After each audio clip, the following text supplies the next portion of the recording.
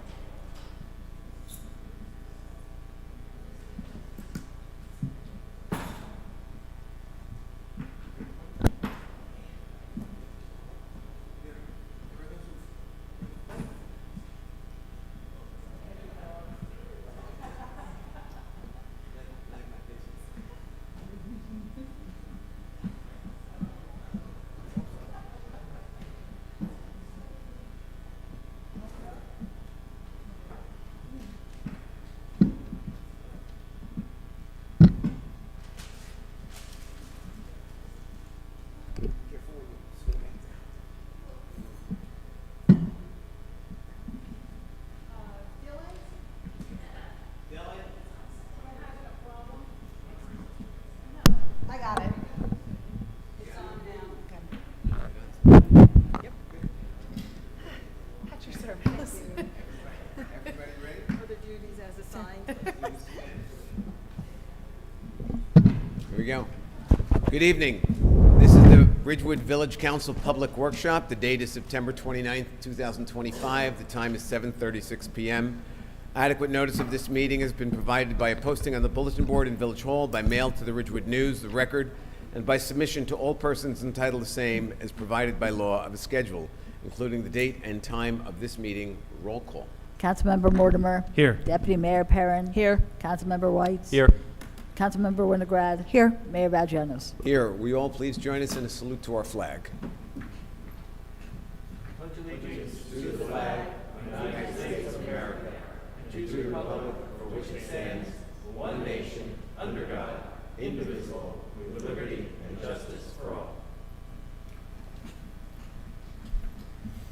Let's go right to public comment.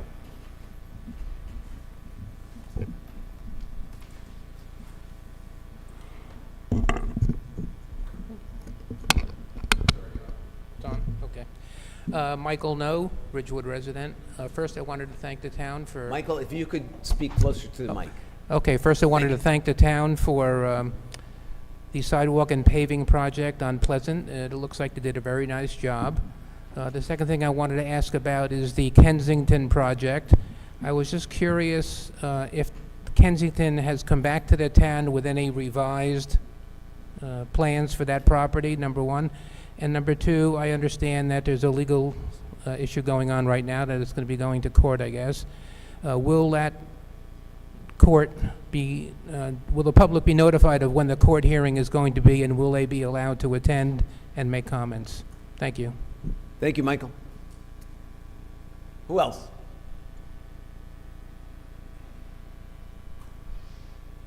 Seeing no one and no one on public access, I'm going to close public comment and ask the council if anyone would like to respond to Michael's Maybe, questions. can I suggest we asking Matt to respond? There you perhaps? go. So, Mr. No, Kensington has not come back to the village with a new plan. I think their intention, and actually, I asked a few of the council members earlier today whether or not they've heard anything. Nobody has. We anticipate that they're not necessarily going to bring it back to the village, but that they're going to bring it and present it to the public to try to get public feedback, but we've seen no movement on that as of yet.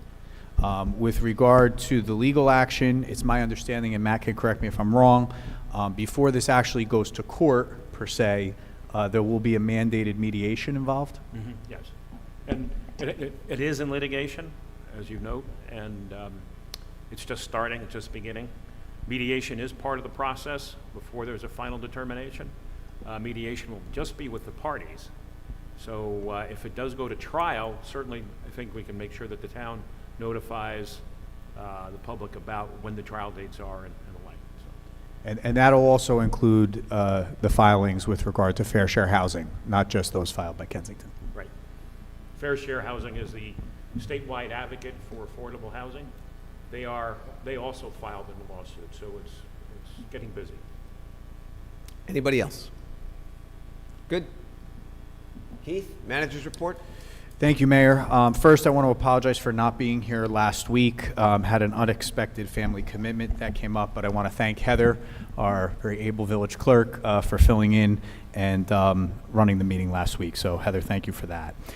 Leaf collection flyers are out on the street. So, for those of you who are waiting for the fall to hit and to know during what time frames leaves should be placed curbside.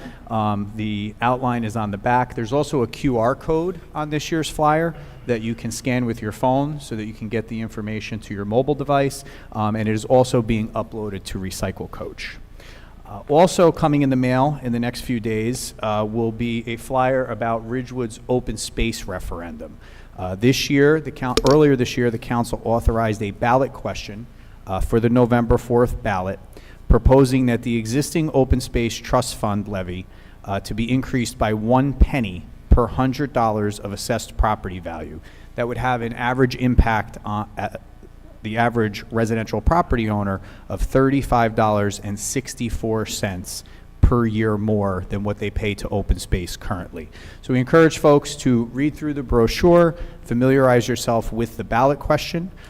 The sample ballots for this year's election ballots have already been uploaded to the county clerk's website. So if you go to the Bergen County Clerk's homepage, you can navigate through to actually see the text of the ballot as it will appear on the November 4th ballot.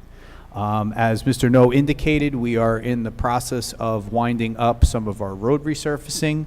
We have some smaller streets that are set to be paved in the next few weeks. We just finished South Pleasant Street. Not sure if it's been striped yet. It has been, okay. And we're also in the process of getting ready to finalize the project on Hammond Road. And lastly, I just want to thank our signal division. We've installed some traffic calming devices at the intersection of Oak and Glen. The light actually out at Maple and Linwood has also been replaced with some key safety features. So I just want to thank Rich Charlton and his crew at the Signal Division for their work in that space. Just a few announcements tonight. The Mayor's Wellness Campaign is off and running, no pun intended. This is a 12-week challenge. And as you look at the thermometers in and around Village Hall here, you'll start to see the minutes increasing on those thermometers. As I think we've already hit, Siobhan, 200,000? I think it's 186. 200,000 minutes already. Please log on to the Wellness Challenge on the Village website, and that program will run until December 5th of this year. The annual Farmers Market, sponsored by the Ridgewood Chamber of Commerce, continues on Sundays through October 29th from 8:30 a.m. to 2 p.m. at the train station on the west side. The next council chat will be held on Saturday, October 4th from 9 a.m. to 11 a.m. in the Village Hall Caucus Room right across from the chambers here. Call for reservations, 201-670-5500, extension 2206. Walk-ins are welcome, however, reservations have priority. The Ridgewood Guild will host their Harvest Festival Marketplace on Saturday, October 4th from 11 to 5 in Van Ness Square. Everyone's invited to attend.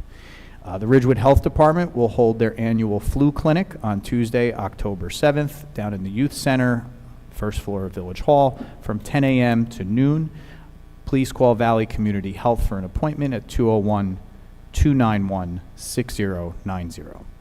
The YMCA will host Oktoberfest on Sunday, October 12th on the west side from 11 a.m. to 4 p.m. Free parking will be available at the Hudson Street Garage. 10 to 5. I'm sorry? It's 10 to 5.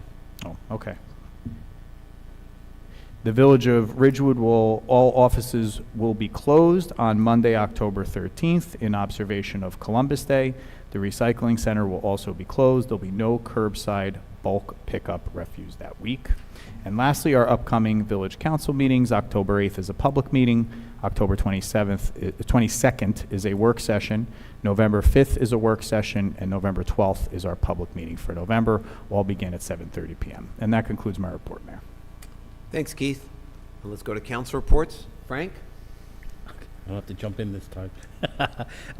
This past weekend, there was the Ridgewood Art Council, which is meeting tonight downstairs, hosted their Chalk a Lot at Orchard, and while I wasn't there, I heard it was a big success. And additionally, the last Park Walk happened this Saturday as well, which was around Twinney Pond. And that concludes my report. Thank you, Frank. Siobhan? Sure. So I want to briefly say thank you to the American Legion. As some of you may be aware, the last Sunday in September is Gold Star Families event, and we had ours in Van Ness, and so it was incredibly moving. There were lots of really important speeches, and I just want to thank everybody who put it together, including members from the high school who lit all the luminaries like inside of 10 seconds they were placed, and it was a truly beautiful, moving event, so thank you to them. I did want to loosely remind everybody with the Mayor's Wellness that tomorrow, Mayor Vagianos is scheduled for a run. Paul, remember that? And you may all be seeing that on social media. It's going to be on an undisclosed treadmill, but I do want to remind people that you should be taking time to not only do whatever element of physical exercise, but take a moment and think, have a moment with your meal, and get ready for a video of Paul on a treadmill. She actually just wanted to remind me. I wanted to let everybody know that the planning has become for the Elder Dinner. This will be, if you can believe it, our 10th Elder Dinner. I was on the original committee, and this is a way to have a Thanksgiving meal sponsored with Health Barn and the Old Paramus Church, and age-friendly. If you don't have a traditional way to celebrate Thanksgiving, this is wonderful, and I want to thank everybody, and our planning is going to begin this Friday. And lastly, that's it. That's my last thing. Do you have Oh, a wait, date- do I you have a one date more for the- thing. For the elder dinner? I'm sorry? Did you say a date for the elder dinner? We don't have all the official yet. The planning meeting is on Friday. It most likely will be that long November weekend. Oh, and lastly, just a gentle reminder that Shade Tree is meeting tomorrow night outside of its regular scheduled time downstairs in the garden room. And that's it. Are you including the new minister at OPRC? We're actually having the meeting at Old Paramus Church, which is like exciting because we've never done that before, and we felt like, okay, after 10 years, let's do our planning here, and hopefully, we'll be honest about it, but hopefully he doesn't know that we've never done that before, because it's nice to be in the space, which is good. Terrific. Thanks, Siobhan. Evan? Yeah, I'll be quick, as we were only here 5 days ago. I do just want to echo Siobhan's really spot-on comments on the Gold Star Family event last night. It was really a beautiful night for an incredibly somber cause.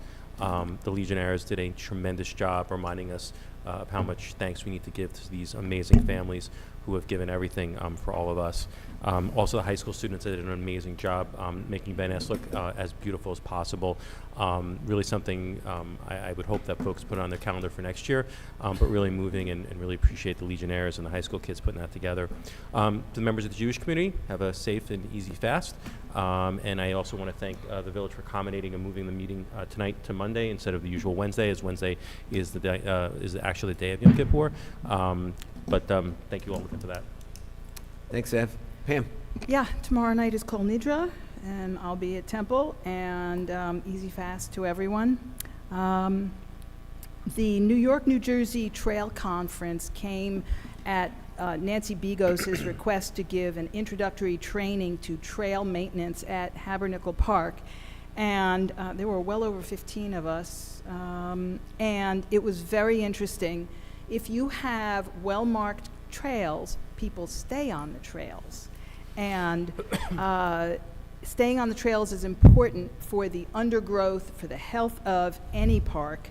And so what we have so far is a draft assessment from the Trail Conference. And when they have finalized it, we're going to publish it. So you can see we will have a plan going forward for stewardship to answer the recommendation of our master plan, how to maintain the parks. And a lot of it is going to have to be grassroots. It's got to be volunteers, residents who walk through. Usually they divide it up into like a mile of a trail. So you go 4 times a year, you go after a storm, and that's your park. And you walk it and you report to a captain, and the captain will say if there's a downed tree. He'll get a sawyer to cut it. And so this is very important, and we certainly know that the residents really enjoy all our parks because they're using them enthusiastically. And so in return, we ask that residents volunteer as well to maintain the parks and to keep them healthy. And there's another training session on October 12th and another one on October 26th. I'll get back to you on which parks they're going to be at. I believe the next one is at Grove Park. And I think Jim Bossler is going to be the captain for that park. Let's see. Gold Star, very moving, a very solemn, respectful ceremony every year. And I learn something every year from the people who speak. And thank you to the mayor for remembering Neil Adara. His family was there, and I think it really meant a lot to them. Planning Board is scheduled to meet on October 7th at 7:30 here in the courtroom. And that's all I have. Thanks, Pam. You guys really covered everything, but I'm going to press on with Gold Star for just a moment, because for those of you who have never attended this, like me, before I got on the council, you should go. You'll be happy you did. It doesn't last that long, and it's really beautiful and moving and important. And it's important to our service members who really do lay it on the line for us. And with that, we will go to our regular agenda. Keith.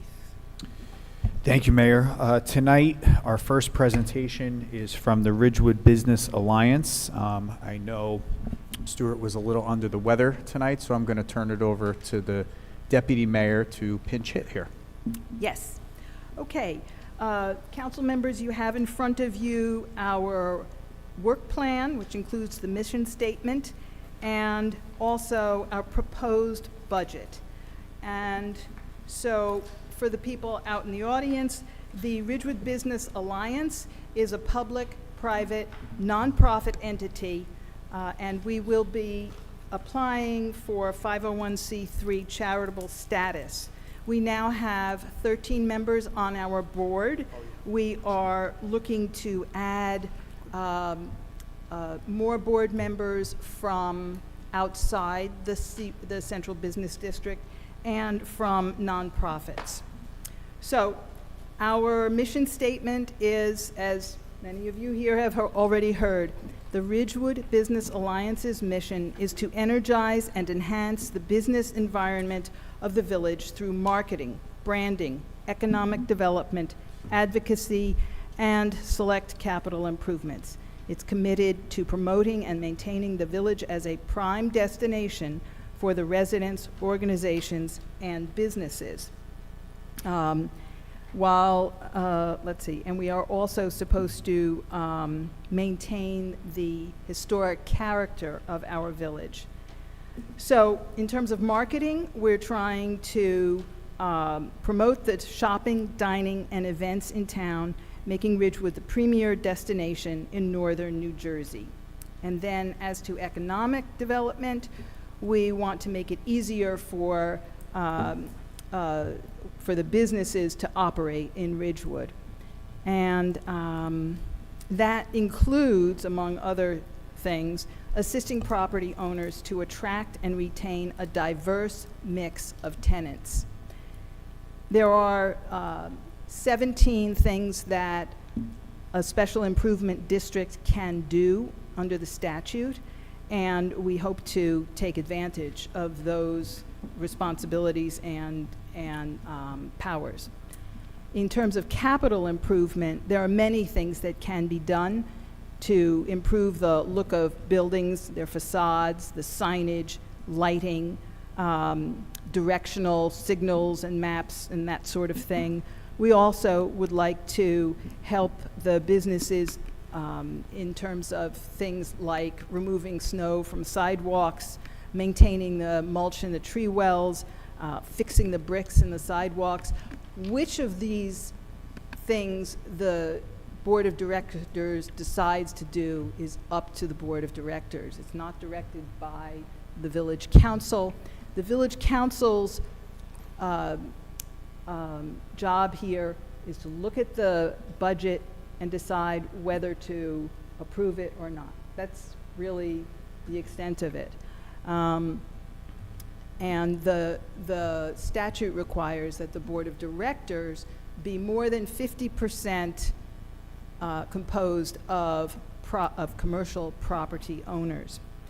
And going back to the capital and visual improvements, we want to create a visual impact that will attract visitors and businesses to a revitalized retail and commercial area. And then in terms of administration, we have to set up and conduct day-to-day operations of the Ridgewood Business Alliance, RBA.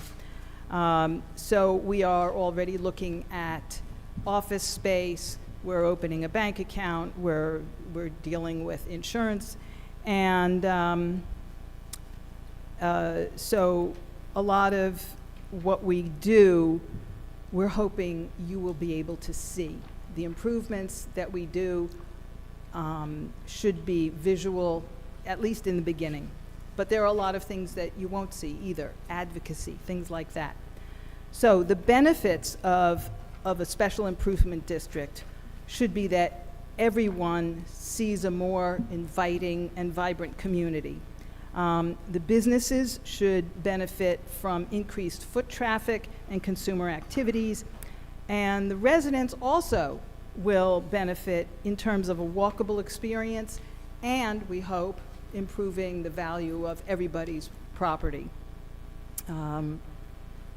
So, in what we have done is we have come up with a list of about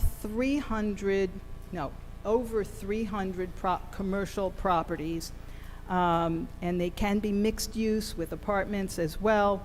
And then there are residential properties that have more than 4 units. So single-family homes, 2-family homes are not going to be part of the business district, the improvement district. And we also have picked certain nonprofit organizations to be part of the improvement district as well. I've passed out to you a map, and it shows in a small blue corrugated circle what we call the expanded central business district. And this is Tier 1. Our proposal for revenue is that Tier 1 those businesses would pay 4% of their prior year's taxes paid. So we just recently got the list of what all the businesses paid on in 2025, and it would be 4% of that figure that they would be assessed by the village and collected by the village. And then the village will return those funds to the District Management Corporation, i.e. the Ridgewood Business Alliance, for them to spend as the directors decide. Beyond this little squiggly circle, beyond Tier 1, all the way to the borders of the municipality, any commercial properties in those areas, those are going to be called Tier 2, and they would pay 2% of their prior year's taxes as an assessment to the village. It's not voluntary. Everybody is included. We want everybody to benefit, and we want to hear everybody's needs and suggestions, and therefore everyone is included. It's not an opt-out program. It's not voluntary, and that's according to the statute. So if we look at the budget, you'll see that the proposed income, based on the assessments, the revenue would be $760,550. And with that income, we would propose to spend on marketing and branding approximately $200,000. 40 of that is management and administration.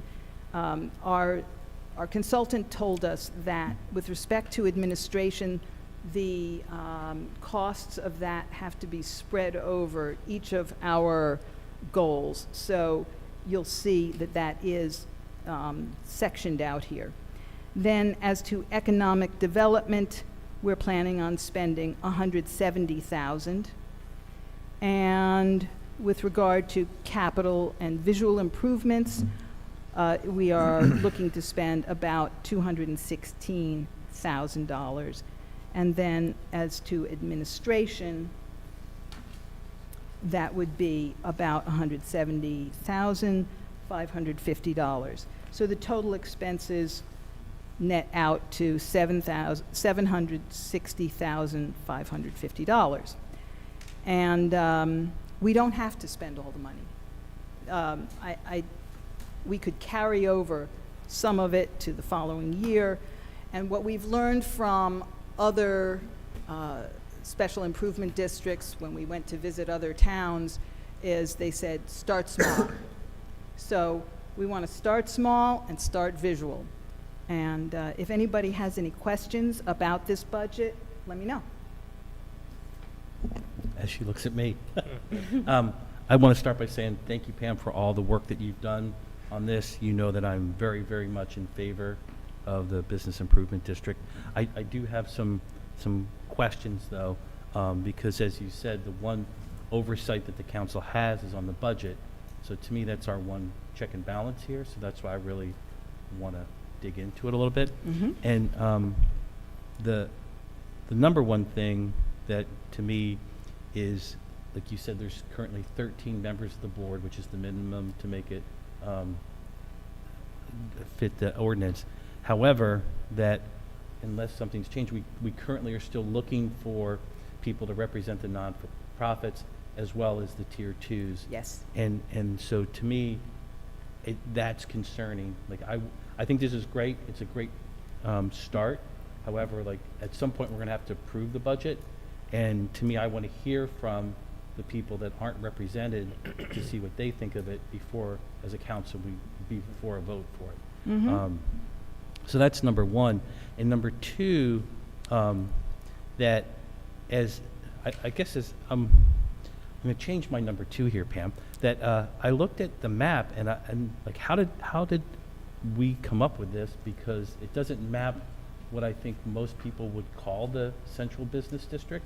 Like to me, what sticks out is that we got this little loopy thing that goes all the way out to Southern Parkway, which is by the high school on Ridgewood Ave, for those who might not know where it is. But I'm like, why is that? Like, who Yeah. decided this was the central business district? We walked the Central Business District, and by the way, we have two directors from the Ridgewood Business Alliance here tonight. We walked it, and for instance, you may be standing at Mount Carmel, but if you look up Prospect Street, that's not what we think of as the CBD, but it's certainly offices and medical offices that benefit from the Central Business District. And so, same thing for instance, the Mayflower Apartments. People live there because they want to be near the Central Business District. Well, in that case, I'm like, but there's also condos on like Hope and Liberty, so why weren't those included? Like, it just seems a little arbitrary, and that's why I'm asking the question. Like on Southern Parkway, the only thing I can think of that's there is a James Rose Center. Now Yeah, across the that's- street, there's some apartments, but this clearly includes the James Rose Center. It wouldn't be assessed, though, because it's not commercial. Yeah, I guess, for me, this doesn't represent the central business district. It feels like it's cherry picking stuff, and so I just would like to know how this was decided. Because to me, I think it's, start small is what you said the advice was. This, to me, isn't small if we're going all the way out to the high school. Well, there are apartment buildings all along East Ridgewood Avenue until you get to the Hohokus Brook, and that's why it goes to Southern Parkway. The apartment buildings are on either side.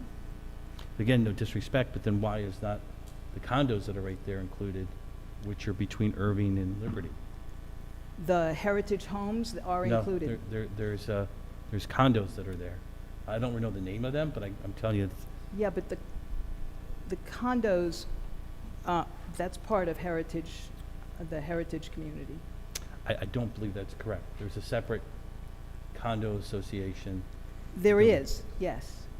So that's like as one example, and then there's like, I'm just curious about the map, but I don't want to stay on it. I'm just pointing out things that I think are a little concerning. And could I jump in on this? Yeah.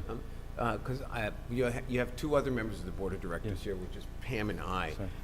And I will tell you that the current board of directors is essentially the committee that put this all together.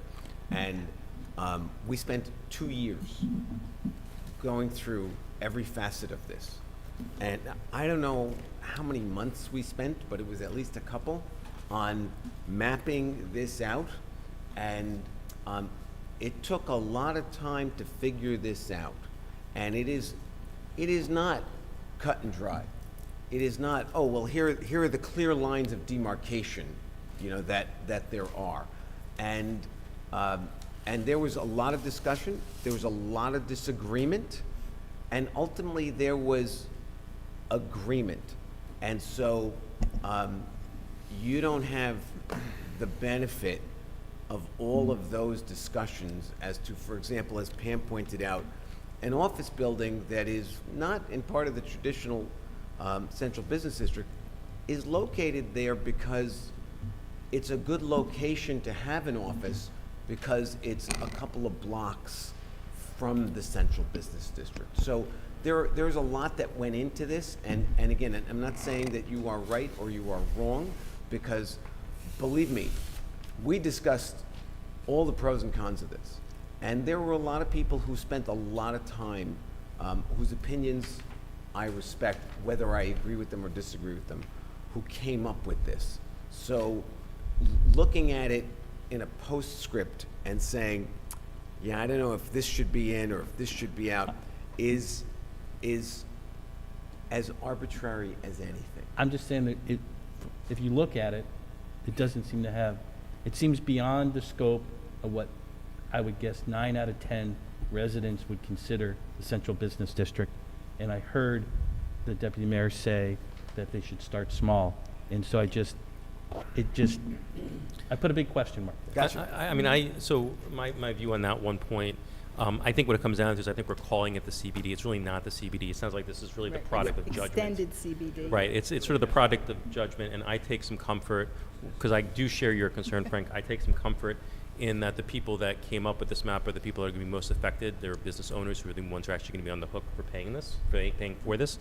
So I take some comfort in there, and I don't want to second guess, but perhaps labeling something other than extended CBD might be helpful, because it's really not the CBD. It's really more what I think of as sort of like prime retail locations within the village, as opposed to when I envision the CBD, I think like downtown Ridgewood, which is not really what we're looking at here. I want to also echo Frank's comments, thank everyone who had a hand in this. This is a great idea. I'm fully supportive, 100%. Going back, though, to my concern that I share with Frank, I would like some sort of option or appeal option where if somebody feels that they were put into the wrong tier, or that perhaps they're not going to benefit from this, it could at least be heard.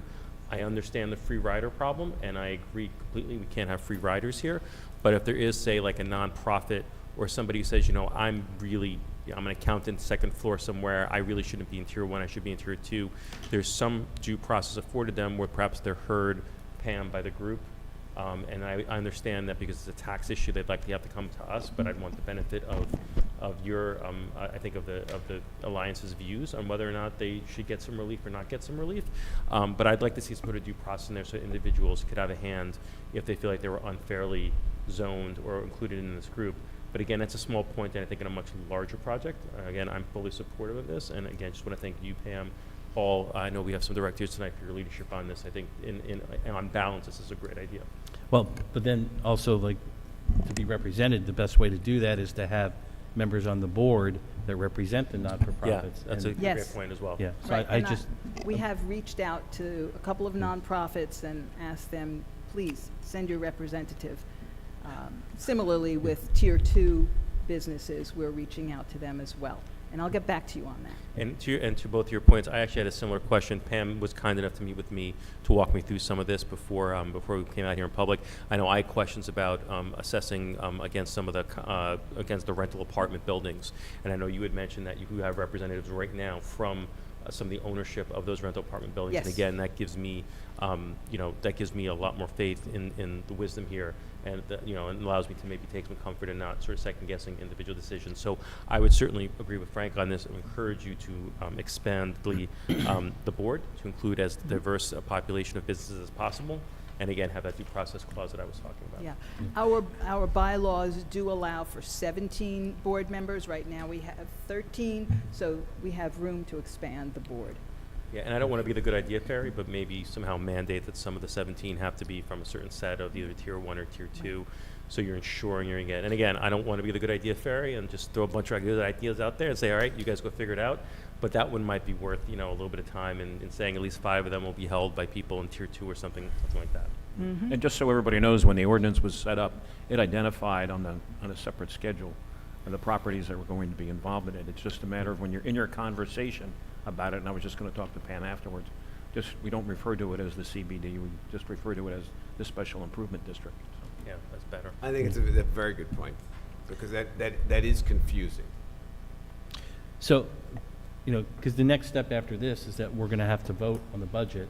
And so that's why I want to, bring this to attention, because I'm not comfortable on voting on a budget where people aren't represented. And, Yep. and so that's period. Second thing is that, I had had conversations with the consultant Stewart early on to get my head around this, which again, I'm very supportive, and I want to be extremely clear, I support this. With that said, that when he built the budget that was used to do this, he said a lot of these numbers were placeholders. And so before we actually vote on a budget, I'd like to see some real more meat or fact around some of these. Like specifically, line item 15, support events and promotional retail, $85,000. What are some ideas of how that would go? Street beautification, $70,000. I mean, we have our Ridgewood beautification liaison to your left. So how much have they spent? Is this going to replace that? Is it going to be in addition to it?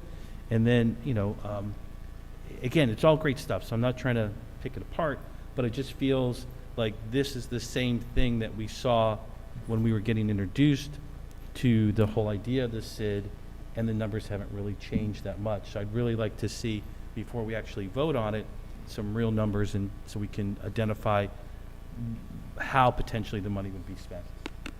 Yeah, I think it's a great point. I mean, I would certainly treat our approval of this budget the way we look at the municipal budget. And, I'm not saying you got to specify every penny, but yeah, some general ideas might be a good idea. I'm not going to, again, cherry pick and argue with the experts on this, but I think before we, talk about, voting on this, a little more detail would be kind of helpful. Yeah, it's like, Okay. and I fully support that a chunk of this money should go to marketing, but just to put a number of 75,000, how's that going to be spent? It's just like you just, again, that could go for a lot of things. So Yep. what are some, let's make it real, I guess is the way I would say it. And I will now stop. So thank you to everybody, and most especially Pam. I had a couple real weedy questions. So first of all, I do want to say, with respect to beautification, I've connected with Pam, and clearly there's overlap, but one of the things I think it's important for the public to hear, in my opinion, we do things well with shade tree and beautification, but we are heavily reliant on volunteers.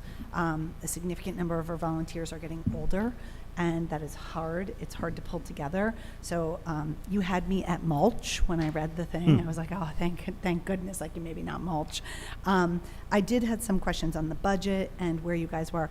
One, I agree about the representation. I'm wondering if you guys have a logo and if you could start putting it out there to seek wider membership to kind of amplify your message, on social media. I do think you should have more representation, and I think if you're ready to go, let's get the name out there and start stumbling forward and maybe pick up some members. I did agree on line item 12.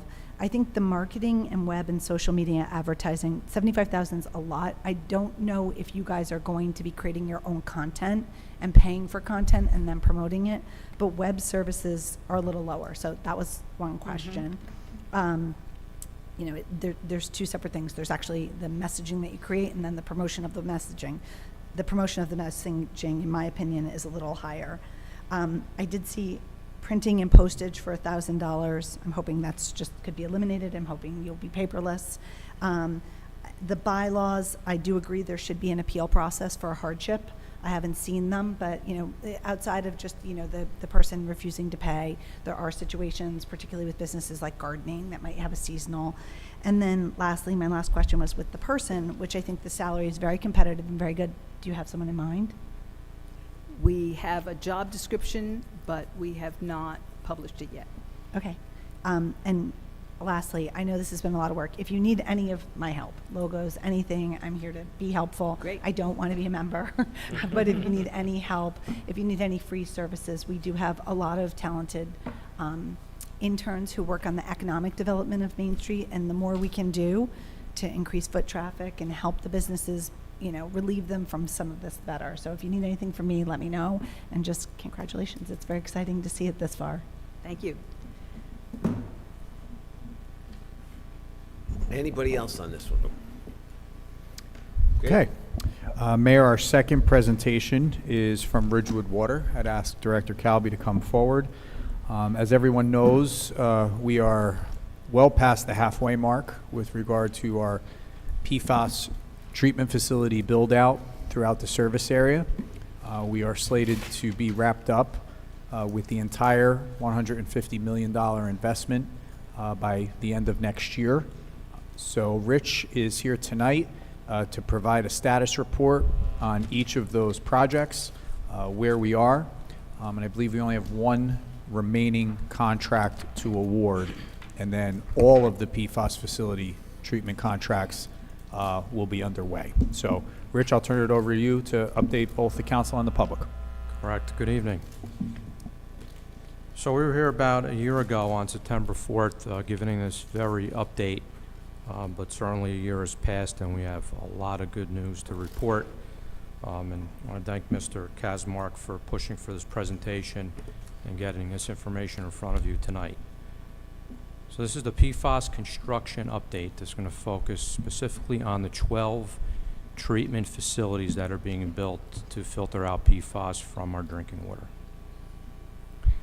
So just giving a high-level overview of the schedule of where things started and where they're going. As we all know, in 2019, the first treatment facility here in Ridgewood, and one of the very first in the state of New Jersey, was built, the CART treatment plant. That went online in September 2019. In 2020, the village and Ridgewood Water completed and approved the PFAS master treatment plan. They laid out the goals for developing the 12 treatment facilities that would filter the PFAS across the entire service area. In 2021, New Jersey DEP established the maximum contaminant levels for PFOA and PFOS at 14 parts per trillion and 13 parts per trillion respectively. That brought with it a year deadline to provide treatment by 2022 and to 2023 for some of the treatment plants. In 2022, in August, the second treatment plant went live, the 20 facility in Ridgewood. In addition to that, we completed an interconnection with Passaic Valley Water Commission, flowing water into the system that's below the DEP maximum contaminant level. So that was helpful to add to the percentage of water in the system below the MCL. In 2023, we signed the administrative consent order with New Jersey DEP. It's not on the slide, but I want to highlight that. Fast forward to today, time has passed, but 9 facilities are now under construction. So we're very close to the end. And included in that, we went live with the Hawthorne interconnection in 2025 year-round. In the past, we only bought water from Hawthorne in the summer, but we provisioned and winterized the interconnect, and we're flowing through the entire year every month because Hawthorne's water is PFAS-free. So I add that addition on to the percentage that's treated as well, that we're flowing water in the system that's below the MCL. Could you just dig a little deeper on the Hawthorne deal? We've been able to modify that agreement from the prior agreement to allow us to get more water in the months that we would need it and less water in the winter months, correct? Yes, in addition to turning on 25, negotiate a new 10-year contract with Hawthorne, which will include a summer commitment as well as a commitment in the winter as well for water purchase. And it's groundwater, so it's the best of all the worlds in terms of interconnections and purchase water to blend into our system. And as Rich said, they're fully treated. As a matter of fact, if you drive down Goffel Road by their fire department, you'll see the 2 PFAS tanks. They're exterior tanks, but they're right there at that intersection. Going to next year, by 2026, 11 treatment facilities will be active of the 12. The 12th and final one we're expecting to carry over into the early part of 2027. I'll get a little bit more into that detail as we go through the presentation as to why that's occurring. I want to play a little video before we get to the next slide, just to give you an idea of the breadth of what's being built here. This is the Wharton Dyke Treatment Facility in Wharton Dyke. Give you an idea, these are the 2nd largest vessels that are produced by the company Calgon that makes the PFAS treatment facility vessels. And the video gives you an idea of the scale of what we're building. We released this to the public. We're going to continue to put it across other channels. But it shows the breadth of what it takes to build this. I don't think many people realize that a lot goes into the design, and then when you see what actually has to be built.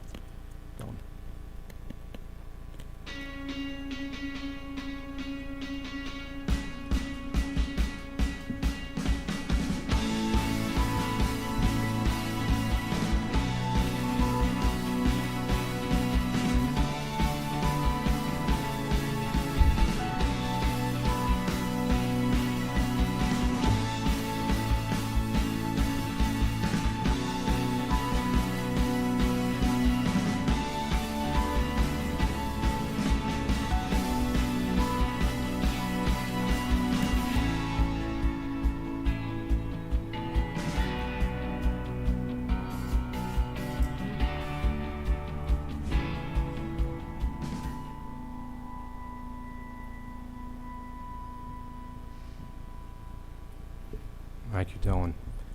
So what you saw there, the vessels are literally rolled into the building on roller skates. So we're leveraging every possible construction avenue there is to get this work done as quick as possible. In this case, the contractor chose to build the building first. In most cases, they build the building after the vessels are available. But here, in order to get the project going faster, expedite the schedule, they built the building and then rolled the vessels in. So we're looking at every possible opportunity to get this done as quick as possible. And that video is a good example of that. So talking about schedules, this kind of lays out an overview of the 12 different treatment facilities. All 12 are on here. It lays out total construction cost only. This is strictly the cost to build a facility, does not include any of the engineering design, any of the construction inspection or administration, just flat out dollars that we're paying a contractor to build these facilities. The 3rd column is the actual start date when the projects began, and the final column is the date of operation, whether it has occurred already or what it's projected to be. And what I want to stress on this final column, this is the date where we expect the PFAS facility to be producing PFAS compliant water below the MCL. Doesn't necessarily mean that the project is complete, like the building fully buttoned up, the paving done, the concrete work done. It means we have a temporary certificate of occupancy and we are flowing compliant water out of the facility, which is the goal here. Everything else is ancillary to that. Important, but we want to get clean water into the pipes of the distribution system. Rich, just- what's the life expectancy on these? Of the vessels, Yeah, 50 years, 50 years? yes, yeah. Yeah, But- these are steel but- vessels. You need to replace the carbon every... Every year. Every year. But there's efforts right now, I'm hopefully going to be coming to you in the future to propose a joint venture with New Jersey Institute of Technology where they're looking into technology to extend the life of the media and also methods to test PFAS quicker than a week. Yes, we recycle the media. They give us back our same media. The media is the carbon? Excuse Yes. me? The Yes. carbon. Thank you. Carbon, yes. Okay. Yes. They haven't found a way to recycle the resin media, which we have at 2 plants, I'll get to that, but they're also exploring that technology as well. So just going through these real quickly, and we'll kind of break them all down on the following slides. You know, Carr and Schwinney, those are the two we mentioned, they've been online since 2019 and 22. Ravine, which is in Ridgewood, we're expecting to be online by November. Prospect, which is in Glen Rock, we expect to be online tomorrow. Oh. I'm hesitant in Wow. saying that, Well-timed. but we're very close to having that online tomorrow. Right, and that doesn't mean that the project's closed out. It just means that treatment will commence tomorrow. Yes. Well, it looks like you're going to have 3 online within 30 days. Yes. Yep. Nice. Total of 3. Moving on to Ames, which is Wyckoff, we anticipate April of '26. East Ridgewood and West End, which are both in Ridgewood, we expect January '26. Wharton Dyke, which is in Midland Park, February of next year. East Side, which is in Ridgewood, October of next year. Mountain, which is in Wyckoff, also October of next year. Maine, which is in Glen Rock, October of next year. And Cedar Hill, which is the final of the mall, we're currently forecasting March of '27, and we'll get more into that. So total construction costs, again, strictly build out of about $67.3 million in total for the 12 facilities. Rich, Yes. I have heard the number $150 million bandied about. Where's the divergence between that and 63 million? Not that I'm saying that we should spend $150 million, but No, we're spending $150 million. We're getting there. This is strictly construction. We then have to add engineering, construction inspection, construction administration, interest, fees, and all other ancillary costs. We're expecting all in $150 million when you add in the years of interest and so forth. got it. So this, I wanted to post this up. It's hard to read on the left, but it's a snippet of our website. So publicly available, any consumer, member of the public, can go to our website, and there's a full PFAS resource page. It's been up there for a couple years now. It's under water quality on the homepage, but it provides a little snapshot of each facility. All 12 are on there. We update it on a regular basis with the completion dates, the costs, and there's actually, you could click on the photos. In most cases, there's a little video that shows the time lapse of what's being built. And there's other resources on there, FAQs, information, resources about PFAS, health information, et cetera. It's all available on that website. Rich, I want to circle back on that $150 million figure, just so I understand. The $63 million figure, does that include all the engineering and such, or no? No, just the flat-out construction. Okay, because I'm trying to figure what this would cost, just generally speaking, inclusive of everything except for interest. Because, so for example, when somebody buys a home for $500,000, they pay significantly more than that, but that's the price of the home, is $500,000. Can you separate out the interest? It's on the, it's on the last slide. There we go. 98 million is the all-in cost. Is the all-in, Include engineering and the inspection administration costs. so and this is a construction. $100 million project? $100 million with- project. With interest, bank fees, yada, yada, yada, it's 150. 150. Thank you. Based on our projections. Yep, yep. You know, there's a lot to come in there based on what we're getting, principal forgiveness, Yep. low interest with iBank. Yep. So the hope is to As- get below. As we that. get further in through the presentation, you'll see some of the cost mitigators that we're trying to pursue. I mean, Good. nothing that we haven't talked about up here before, But Rich will go through those for everyone's edification shortly. And we're just going to break down each of the 12 facilities.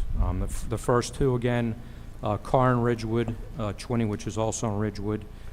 Carr treats 6 wells out of the system and 4 Calgon vessels with a total volume of 80,000 pounds of carbon total in those 4 vessels, with a treatment capacity of 1.44 million gallons a day. To build out Carr, there were 3,250 feet of raw water main that were constructed to connect the Linwood well to the facility. That went live this year after we completed the divergence with Green Acres and completed all the necessary work to get that online with New Jersey DEP. The Chwinney facility, also here in Ridgewood, that services 2 wells, 2 vessels with 20,000 pounds of carbon in each of them for a total of 40,000 pounds, a total treatment volume of 1.13 million gallons per day. The treatment volume that's on these slides is specific to the capacity of the wells. It's separate and apart from the number of vessels and carbon. The number of vessels of carbon in some cases may filter more, but we only are able to provide capacity based on the wells that are going to each plant per our New Jersey DEP permits. Hey, Rich, just because it's such an impressive amount of gallons per day, so let's just put that in perspective. How many gallons is like Graydon Pool? I don't know the answer to that question. Wrong perspective. No, but DEP monitors and puts a restriction on how much you're able to pass through, correct? Yeah. And that's why those numbers are set separate and apart from the vessels. What I can tell you that maybe helps, in the winter, our average daily demand is about 5 to 6 million gallons a day. In the summer, that goes up to about 15, 17 million gallons a day. So if you kind of start adding up these numbers, you can kind of see where we're going. Yeah, because I remember that one time in your office, we were figuring out it was like 100 Graydon Pools a day that you're... It's probably a lot of Yeah. Graydon Pools, yes. The next project is a Ravine facility. This is also in Ridgewood, just on the border of Wyckoff. This is 2 vessels, also 40,000 pounds of carbon, 0.72 million gallons per day from 2 wells. So again, the capacity of the wells kind of varies, the total treatment volume. And you kind of see the progression in the photos where we went from the groundbreaking to where it is today in the upper right. There's a shell of a building. The vessels are there. The roof went on the building last week. We're expecting the sides of the building to go on this week and getting very close to that going into operation as well. Moving on to what we call the, we went a little crazy. Hold on. I'll stop clicking. Thanks, Dylan. There we go. What we call the Big Four. We're going to break these down. They're called the Big Four because they're the 4 largest of the 12 treatment facilities. There's the Wharton Dyke facility in Midland Park. That facility included 20,850 linear feet of raw water mains to connect the satellite wells to the facility. There's the Cedar Hill project in Wyckoff. That included 17,400 linear feet of water mains to connect satellite wells. The Prospect facility in Glen Rock, 7,850 linear feet of raw water mains. And then finally, the Ames facility in Wyckoff with 8,900 linear feet of water mains. The water mains themselves have a total construction cost of about $17 million. So start adding it up to 60 some odd million, 17 million. Construction costs only.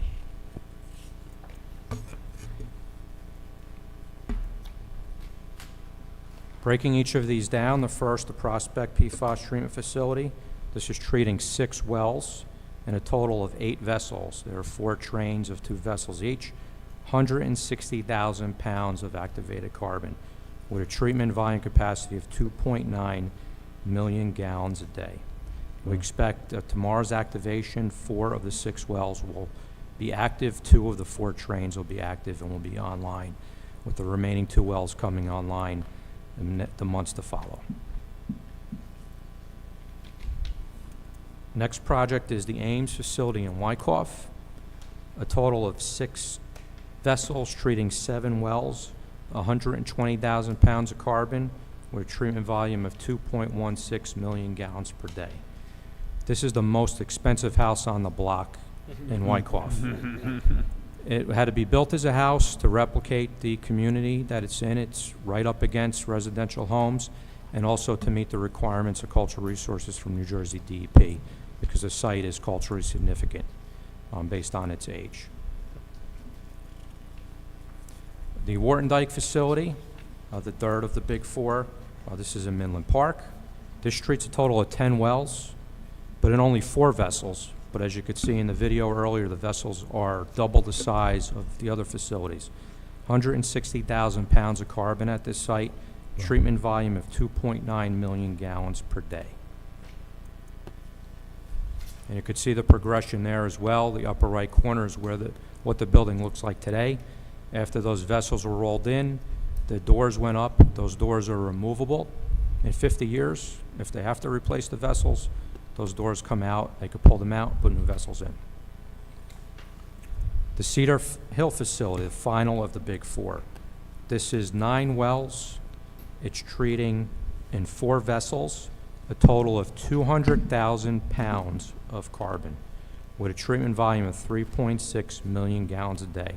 This is the largest of the 12 treatment plants and has been the most complex to get over the goal line. As you may recall, and the reasons for the delay, this plant was originally supposed to probably be operational by now, but we discovered cultural resources on the site, actually had to do a cultural dig at the site, and completed a memorandum of agreement with New Jersey DEP and US EPA earlier this year. Once that was signed in January, we gave Mott McDonald, the engineer, the orders to start the final design, which they did. Got final permits by June.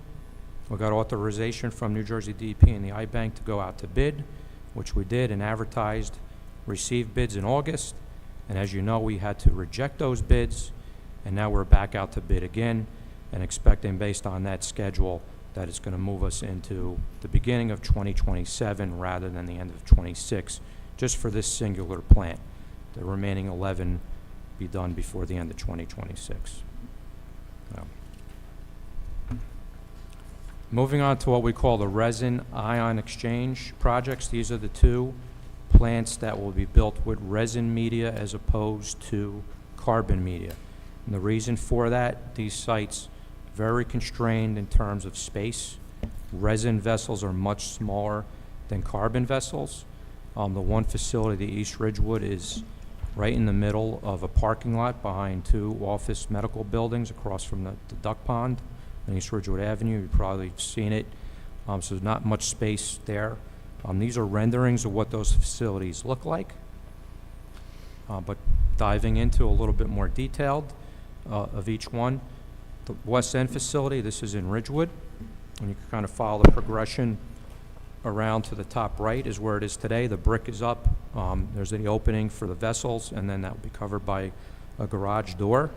This treats 2 wells, 2 vessels, 14,000 pounds of resin with treatment volume of 0.62 million gallons per day. This also included 6,150 feet of raw water main to connect the satellite well to the West End facility. The second facility is the East Ridgewood treatment facility. This is also in Ridgewood. Again, 2 wells, 2 vessels. This has 28,000 pounds of resin because it's treating a higher volume. Total treatment volume of 1.19 million gallons a day. These vessels are expected to be delivered on October 14th. And backing up the West End vessels are expected to come next week. So we're seeing progression move through this whole fall in terms of where these projects are going. Then we have the final 3 of the 12 projects. We have the East Side project, which is in Ridgewood, the Mountain project in Wyckoff, and the main project in Glen Rock. None of these have officially broken ground, but all 3 of the contracts have been awarded, and the contractors are working on their shop drawings and ordering all their materials and getting all their approvals. The main facility in Glen Rock, 1 well, treated with 2 vessels, 40,000 pounds of carbon, 0.36 million gallons a day of treatment volume. And you could see why these are the last 3 because they're the smallest of the 12. The Mountain facility is just a singular well, 2 vessels, 40,000 pounds, 0.36 million gallons a day. and the East Side facility here in Ridgewood, 2 wells, 2 vessels, 40,000 pounds with a capacity of 0.72 million gallons a day. And the East Side facility also included 4,650 feet of raw water main to connect the 2 wells to that facility. Because currently there's no treatment facility at East Side, but the 2 wells are the East Saddle River well and the Salem well, which are both, again, on postage stamp sites on that side of town. So there was no other choice but to pipe them to an area where we had space to build the facilities.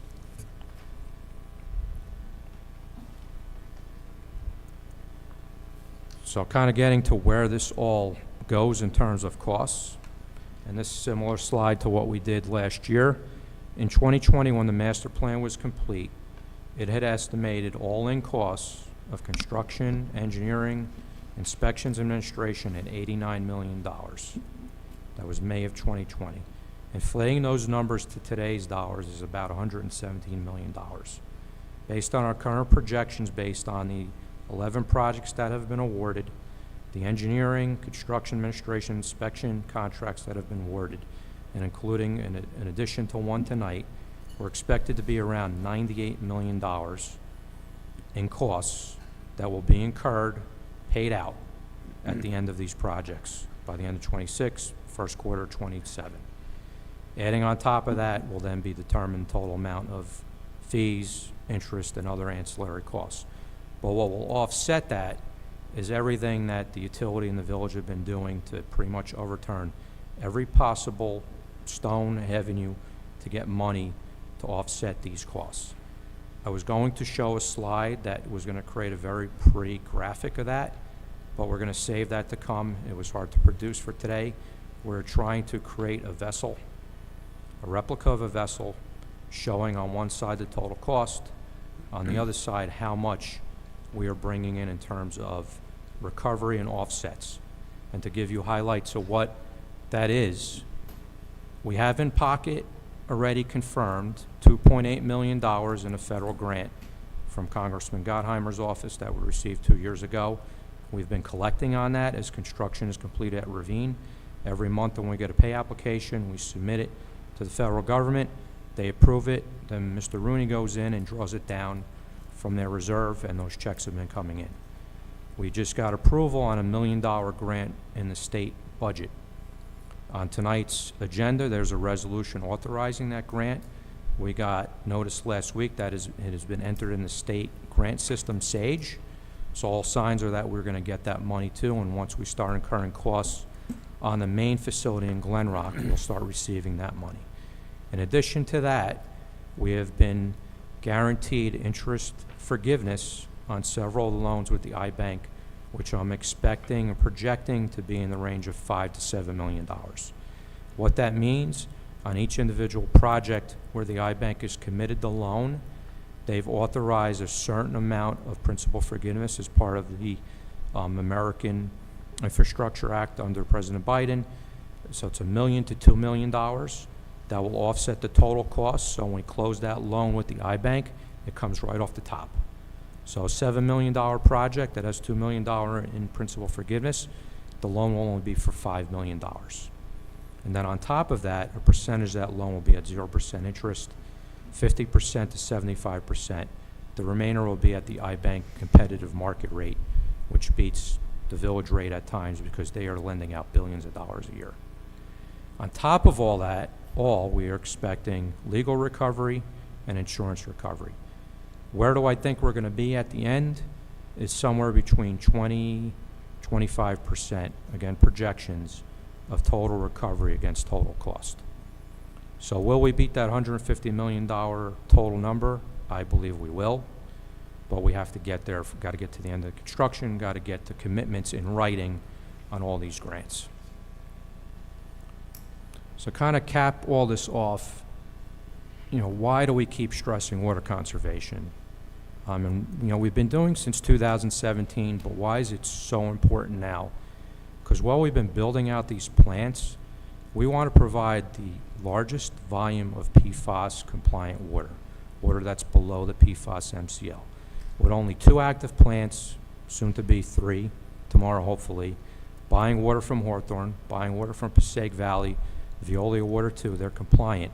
There's only so much of a percentage we could put out every day that's below the PFAS MCL. We want it to be 100%. The more people can serve, the higher that percentage goes. So the more that people could stick to water conservation, even try to beat water conservation, only water when you really need to, while we build out this infrastructure and get to the point where everything's treated, the better we are. On top of that all, it's about protecting what we have. This is an old infrastructure.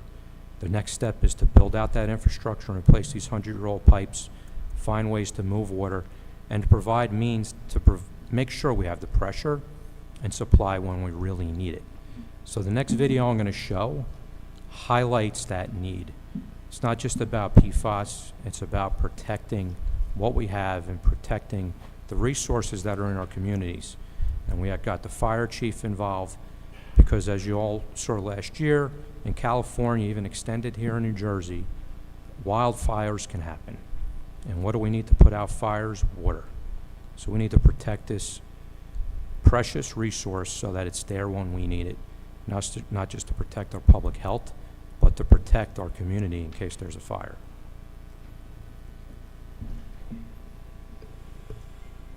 When we overuse water, like running sprinklers too often or too long, it puts a serious strain on our system.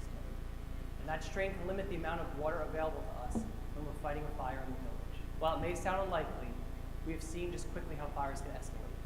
Wildfires have impacted communities across the country, from California to right here in New Jersey, reminding us that water is one of our most critical resources. Every gallon counts. In an emergency, we rely on strong pressure and a steady water supply to protect lives and homes, including yours. So please follow the 2-day watering schedule.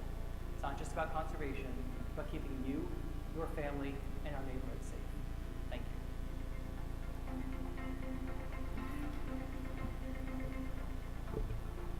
Thank you, Dylan.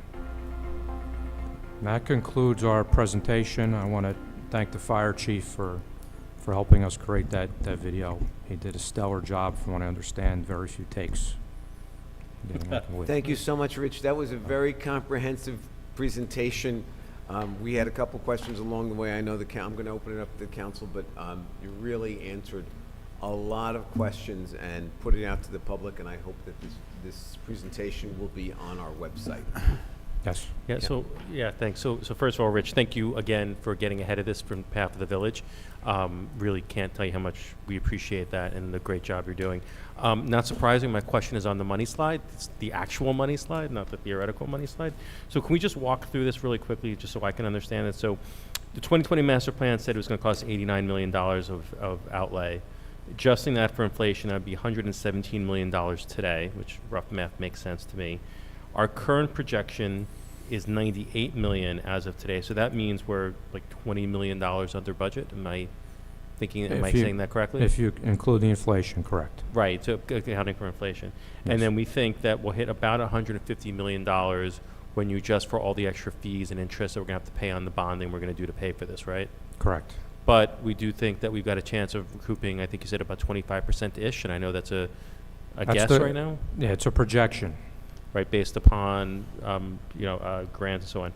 Are you getting everything you need from the village, from everywhere else, in terms of being very aggressive in pursuing some of those grants? I believe we've turned over every possible avenue there is. I mean, Mr. Kazmark, yourselves, you really have to take a pat on the back as well. Our policy consultant, I mean, they helped us get the federal grant, they helped us get the state grant, and I have to thank our local legislators as well, because we've been talking to them for 2 years, really promoting everything that we're doing, and they came through this year and got us that $1 million in the state budget. To say that we've been aggressive, I think, would be an understatement. Rich and I actually cornered the Assembly Appropriations chair at the top of an escalator in Atlantic City while we were at the League of Municipalities You get conference. one at the bottom, one at the top, to make sure you couldn't go anywhere? And we cornered her about the $1 million grant that we were granted in this year's budget from the state. She happens to represent the borough of Glen Rock, Lisa Swain, in the legislature, and she controls a good amount of the purse strings in Trenton on the Assembly side. So we've, as Rich said, we've been very aggressive. about talking to the powers that be in Trenton and in Washington about trying to recoup these funds. Plus, And let me- I just want to add, because Evan's talking about grants, which is awesome. We're incredibly grant worthy, you know, beyond being aggressive with going and advocating for ourselves. This actually makes us incredibly grant worthy. I always say we have another home with a separate utility, and we never see anything like this, and they're much further behind us. So I would imagine the further you are to, you know, making the public drinking water safer, the more grant worthy you become, which is awesome.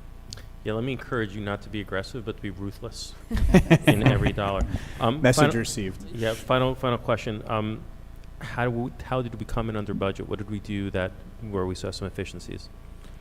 Well, I could say one key factor is being ahead of the game. If we were starting to build all this today, the competition is increased significantly.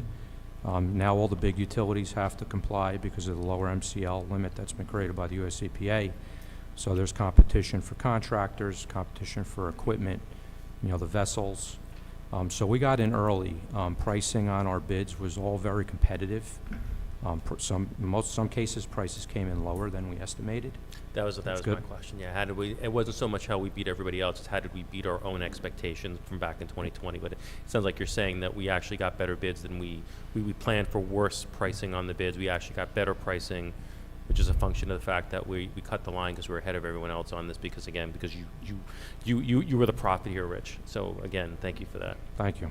And And your Rich, correct support. me if I'm wrong, we only had one bid that came back in excess of the Yes, estimated. Cedar Hill. Yeah. The final one. And again, to the timing issue. I mean, here we are. We're in the midst of this competition, and the final of the 12 proves to be the one that comes in significantly higher. You know, so those bids were rejected. I'm hopeful that maybe we'll get closer. If not, we could then negotiate with the bidder and try to Certainly get an where we could be. illustration of the way things are headed as we wrap up. Correct. Yep. Other questions or comments? Great job. Thank you. Thank Thank you all you, for your Rich. support. Okay, and we're going to transition to Rich's agenda items for tonight. There are 8 items on the agenda for Ridgewood Water. Okay.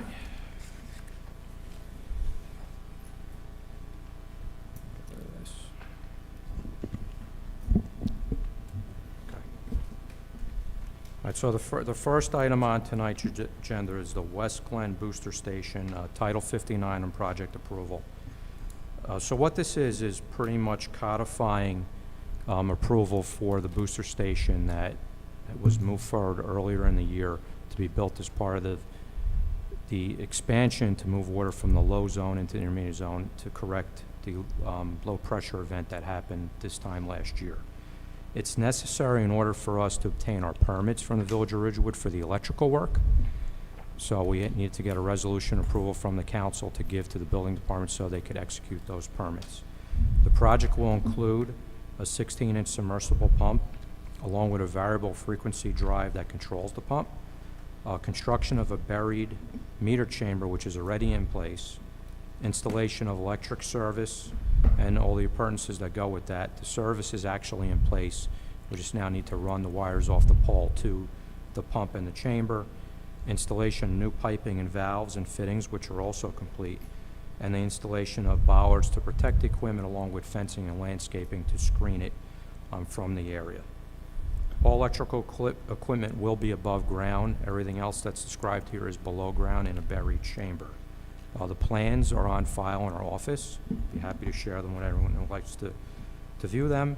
They include 3 sheets that were prepared by Land Associates for the electrical design and 4 sheets that were prepared by myself for the actual booster station design. So there's a resolution attached here that will grant the Title 59 and project approval that then will allow Tony Merlino to release the permits, which he's already reviewed and ready to release. So 2 quick questions. First, is this in the budget that we approved earlier this year? And second, where physically is this going to be based? 'Cause I know you said some of it is going to be above ground. Is this on village property? Or where is it physically going to sit? So yes to the first question. This is in the public right-of-way, which is the other part of why approval is necessary. Okay. So it's not on property separate property that's part of the utility. It's within the public right-of-way of Glen Avenue. It's by the But- Art Institute. Art Institute, exactly. Okay. Right on the side yard of that building in the county right-of-way. I'm assuming it won't be obtrusive, or any concern about how much is actually be sticking out of the ground? So the chamber and all the piping is below grade. The pump will be below grade. It will have a pitless adapter which will stick out of the ground. I can't tell you how high.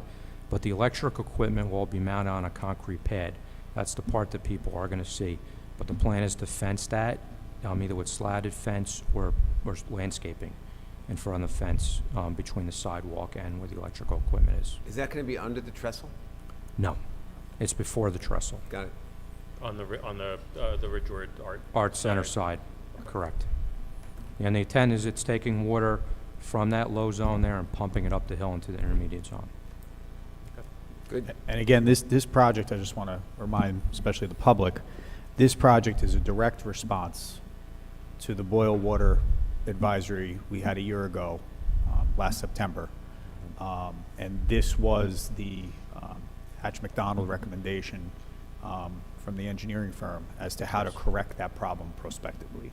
So we anticipate, it's not going to solve all our distribution problems, but it will significantly improve the situation that we had up on Glen Avenue, mainly in Midland Park, but also in areas of Ridgewood and Wyckoff. And I'm sorry, my last question was this included in this year's budget? Yes, this was Okay. included. And initially, this was intended to be a temporary installation. We opted to make it permanent. Investing all this money, didn't make sense to just put it in for temporary means. And when do you anticipate completion? We were hoping for the end of October. That's our goal. I'm going to get an update tomorrow from our superintendent. He just got back from vacation. So in any event, by next summer. Before next peak season, for sure. We're in pretty good shape now. There's still a lot more to do. Listen, I know that you've got a laundry list of water mains to be replaced that were all there before where PFAS became part of our lexicon. Correct. So, but I have to say, I think that Bridgewood Water did a great job moving incredibly quickly to what was a really difficult situation for a lot of the residents in Midland Park. Correct. So thank you very much. Thank you. Okay, our second item is the lease of two SUV or SUV and a pickup truck for the water department. One of the vehicles is replacing an existing water department vehicle, number 144. The surplus memo is also on tonight's agenda. The second vehicle is a new addition because in this year's budget, we added two additional employees to the staff, specifically an environmental engineer trainee and an additional public works inspector. The environmental engineer trainee, an offer has been extended. We expect that position to start in the next month. And public works inspector, we're still advertising, trying to fill that position. We're looking to lease a 2025 Ford Maverick hybrid and a 2025 Ford Escape PHV. What that is, it is a compact SUV that has a plug-in hybrid engine. So it plugs into a regular outlet and provides electric capability with the backup of a hybrid gas engine. So in my mind, it's the best of all worlds. It runs on the electric, citywide, probably getting enough mileage to run for the day, and for long trips, it could rely on the hybrid gas engine. And the Maverick will also be a hybrid, regenerating and saving mileage by providing the electricity for that motor. Questions or comments? So just, Anyone? I don't have any, well, actually, I could actually hear the smile from Pam over here. So By the way, when I said anyone and you jumped in. I know, going, I know, sorry. But I do, so I got some comfort on this. Anybody who actually looked at this stuff in detail might question, as I did, why we're paying $600 a month in a lease for a $30,000 vehicle. Anybody who's leased a vehicle yourself, you'd know that's kind of crazy math. I mean, it's, and I know, Keith, would you just maybe take 30 seconds and maybe Sure. just say it out loud, kind of what you told me, which gave me comfort on why on its face it looks like a really bad deal, but actually in the long run it's pretty decent. So the village has endeavored to use Enterprise as the leasing authority for our municipal fleet in most cases. Enterprise, without question, has the ability to deliver vehicles on a timely basis. If you go through the state contract vendor, for new vehicles, either lease or buy, you are likely waiting somewhere between 18 and 24 months for delivery of the vehicle, which is, quite frankly, not conducive to aid our operation here. So Lieutenant Chuck from the police department, just a few months into my tenure here, he and the chief came to me, along with Bob Bruni, our CFO, and explained to me this program that we use when it comes to enterprise. In order to get our equity up, the payments on a monthly basis are higher, but we get a buyback check when we return that vehicle. So for example, we had a police department Cherokee. The lease agreement was for $23,400 over 3 years, but the buyback check was $12,000. So net cost over 3 years, we only spent $11,400. We also had a police department vehicle, which was a Nissan Rogue. The buyback was more than we expended during the term of the lease. We actually made money using that car. So this is something that, while we do have to budget for, and we have to be conscious of that, and I'll be honest with you, I was skeptical at the beginning, because as the councilman says, the payments up front are higher, but the return on investment comes back almost in full in some cases. You'll also remember that we had a standard lease with a dealership in the health department. Dawn wanted to move to a hybrid vehicle. We were actually able to reduce her monthly payment with a hybrid vehicle through Enterprise versus what she was paying through the standard lease program through the state contract. So, again, I appreciate the councilman picking out these numbers, going through the packet in detail. But at the end of the day, there's a cost benefit to the village. I was satisfied on it. It was just at first blush, it was a little disarming. I think, the bottom line for me was the fact that we're actually gaining equity in these vehicles, as opposed to a retail lease where you, at the end of the lease, you just give the car back and you don't get anything back for it. So I trust the numbers, I trust the judgment, and I appreciate the explanation that you and the sergeant gave to me on And this. not to prolong this, but there's also some appreciation coming from the village garage on this, because the maintenance of these vehicles, some of them go back to Enterprise for routine maintenance, so it takes a little bit of onus off a heavy schedule that we have down at the DPW garage.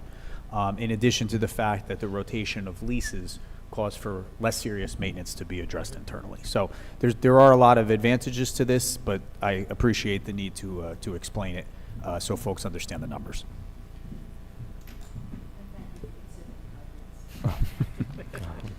Want to be sustainable. And this is funded out of the water utility operating budget. Move on to Let's the move on. next item. So this is an authorization for purchase to Rapid Pump and Meter Service Company. This is not for the same booster station I spoke about earlier, but this is the Glen Avenue Tank Booster Station. This is an existing booster station, but as part of improving the intermediate zone, we needed to replace a valve in the station, and this is to facilitate the installation of that, purchasing of the necessary pieces that connect that new valve into the booster station. It's funded through the North Jersey Wastewater Cooperative Pricing System. Again, the Rapid Pump and Meter Service in the amount of $16,985, and this is the water capital budget. Questions? Let's go. The next item is the purchase and installation of Genetec video servers from Open System Integrators, or OSI. The installation of the new servers is necessary to support the security system build-out that is currently underway for the new PFAS treatment facilities, including merging of the existing water security infrastructure cameras, door readers into the Genetec platform that is utilized by Ridgewood Water and the Village Police Department.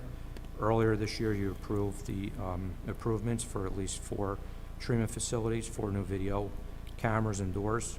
Again, ancillary costs add to that $98 million to get to that cost. OSI will furnish and install these servers. The servers have been reviewed by Mr. Hanson. He agrees that we should purchase these 288 terabyte storage servers. The project will be funded through the Essex ESCNJ cooperative agreement, an amount not to exceed $74,338.16, and this is in the water utility capital budget. Questions?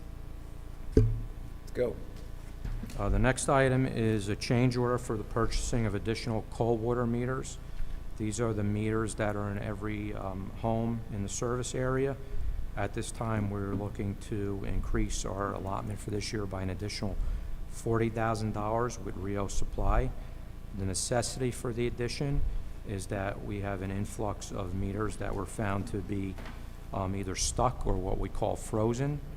In other words, when the staff goes out and read the meters on a monthly basis, they get what are called kickouts, or meters that are not responding or reading a 0, and that is likely because the age of the meter has reached its end of life, is no longer working, or it could be malfunctioning or clogged. Those have to be replaced. Rather than wait to complete some of those replacements into next year, we would like to improve on the contract, order them now, and get this completed. And this is funded in the water utility operating budget. Questions? How long do these meters usually last? I'll have to get back to you on that question.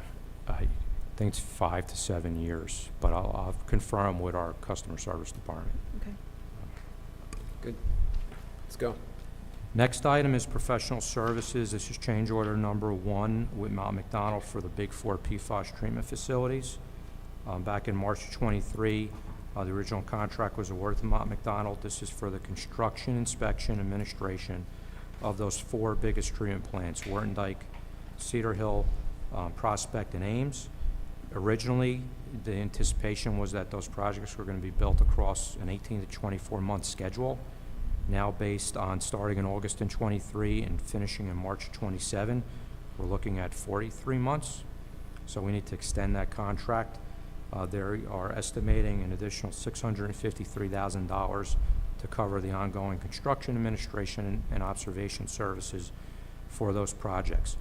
There are individuals that are on site daily for these projects. That's a requirement by the iBank. There's a minimum of 2 individuals from Mount McDonald that oversee the construction at the sites, in addition to various office staff that do all the administrative work, review of shop drawings, request for information from the contractor, pay applications. So this is a necessary means to get to the end. This is funded out of the water utility capital budget. Questions? Let's go. Next item is regarding the grant I mentioned earlier from the state, authorizing the $1 million grant for the main PFAS treatment facility with the New Jersey Department of Community Affairs. The resolution is necessary to support the application in the SAGE system and to authorize the mayor's signature on the grant. Everybody Yay. good? Well, I feel like we should all say, yay, this is excellent. Awesome. We have to get the check. That's why I didn't say questions, just everybody good. Let's go. And the final item is the authorization of that surplusing of Vehicle 144, which is a 2016 Jeep Patriot. It has about 65,000 miles. What you see attached to the memorandum is a memo to myself from Mike Junta, in charge of fleet services, that the Jeep has a total of about $8,100 in repairs that are necessary, with a Blue Book value of only $4,000 to $6,400. So he's recommending that we surplus the vehicle and replace it with the new lease vehicle. And it'll be sold on Gov Deals with the hopes of getting some money that we could then offset the new lease with. Everybody good? Thank you, All right. Rich. Thank you for your time. Thank you, Rich. Okay, moving on to parking. We have a memorandum from Bob Bruni with regard to the proposed parking permit rates for 2026. This goes back to the Walker Consulting December 2021 report. Bob is suggesting we continue to implement a modest increase in our annual parking permits to enhance parking income, keep up with budgetary requirements. Keep in mind, too, we are also engaging Walker. That authorization was made at a previous council meeting, and they will be assigned the task to review the current rates across the parking utility and come back with updated recommendations beyond what was recommended back in 2021. You'll see that the rates increases are modest for both resident premium and non-premium. It's a modest increase of $50 for the year.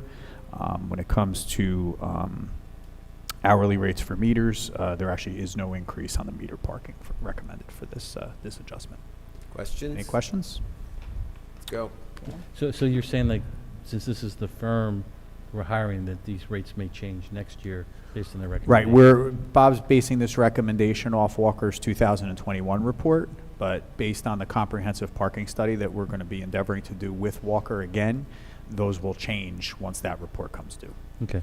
Yeah, just because for me, like, the variance between resident and non-resident, maybe we want to look at making that larger for non-residents. I mean, that's something that we can look at in the future, and certainly something that we can have Walker take a look at. Yeah. I think, and Heather can speak to this better than I, but I think they have maintained a certain pace between the resident and non-resident permits in the past. Right, and actually this year it is more for non-resident. Yes. And the other thing I wanted to say is we wouldn't change the parking permit rates in '26, it would be in '27. Because obviously with Walker coming through with their recommendation, let's say sometime in April or May, we're not gonna Yep. change it then because people have already paid annual fees for permits. So it would be in '27 where we would change that. And a couple of questions. First, we only sell a few non-resident permits, is that correct? I don't know the census. We off- actually sold out for our non-resident premium this year. Yes, but that is a relative handful, as I recollect. Compared to the residents, yes, but we don't put a limit on it. And actually, I thought I ordered more than enough for our non-residents, and they're sold out already. And we're not to December yet, so, Do you know, can you get us the breakdown? yes, definitely. Because I remember there was a time when we were selling a lot of non-residents, and our lots were getting filled with non-residents. And as I recollect, it was, if we were selling 200 permits, 20 of them were non-residents now. Yeah. More residents are going back to work full-time. Right. So, and not from home. So I think that our residents are definitely outpacing our non-residents. But the non-residents, because they can currently park in the train station lot as well for the premium, they're liking that. And there are surrounding towns that don't have a train stop. And so those town non-residents are coming in as well. So, Could you yes. get us those numbers? And I will. also- Could we and- also see the daily click, like the daily, because we're still, the last time I talked to Bob, the daily commuters were still participating, meaning like I'm buying it for Tuesday, Wednesday, Thursday when I go Yeah. in and not Mhm. buying the premium. Yes. And Matt, do we have a problem with selling non-resident stickers for a larger premium? No, we've been doing it for a while. I think we looked at it way back when. There isn't any problem with that, as long as we do it across the board that way. Don't give, a preference to one town or another. But it's fine that we charge them a higher cost than residents. And it doesn't matter how much higher if we wanted to go much higher.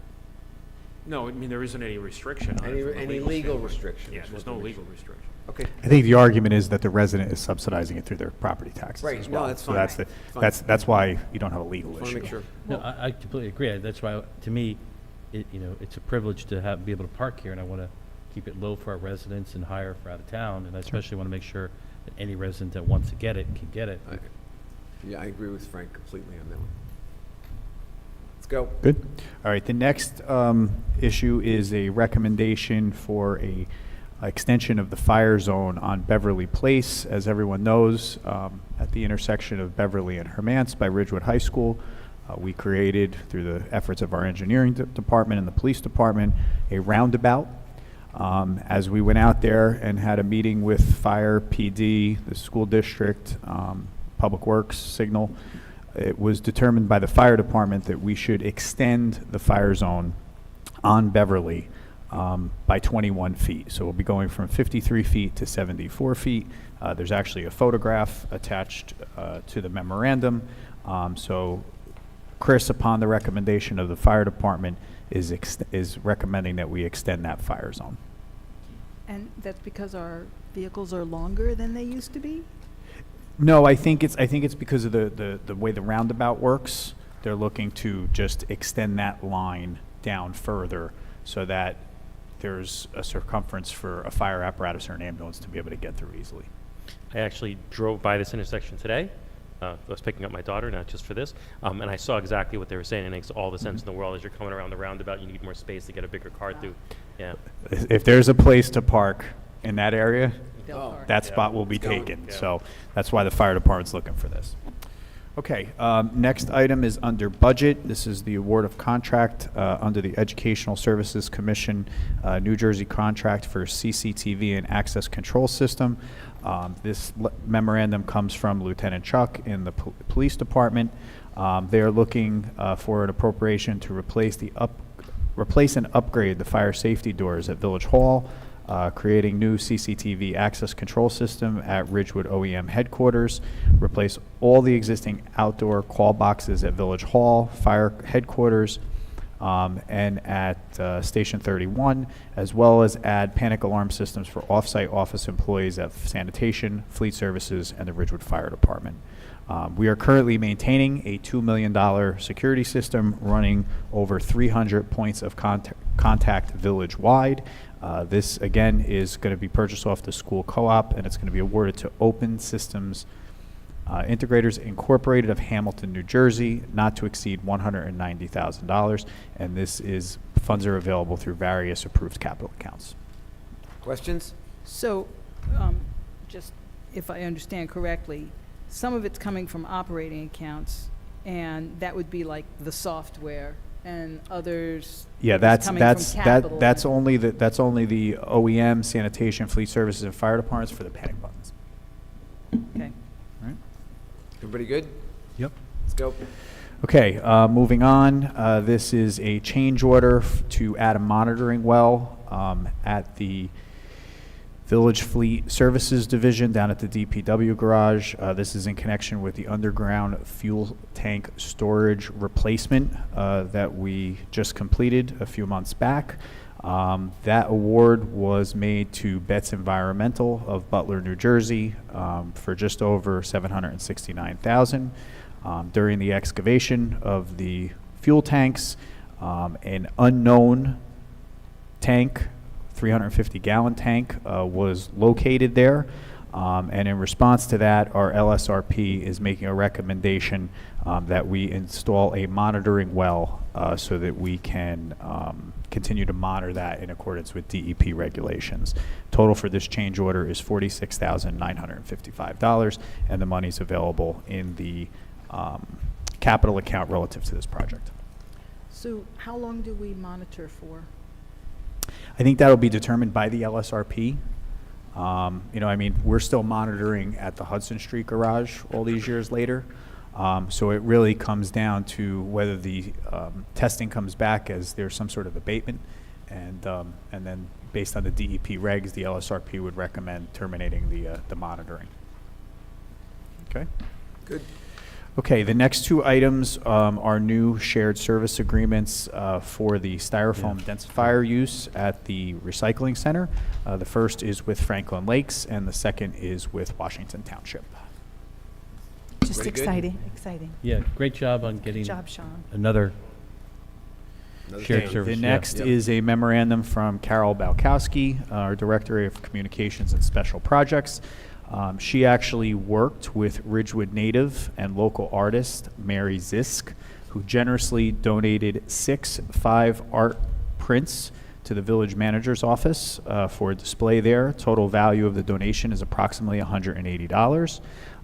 Mary's painting actually was profiled on the front of the village calendar this year for 2025, and the contribution, gifts, and other donation form is attached to Carol's memo. We're also looking to have Mary in at a council meeting to acknowledge her for her donation of her artwork. Very nice. Great.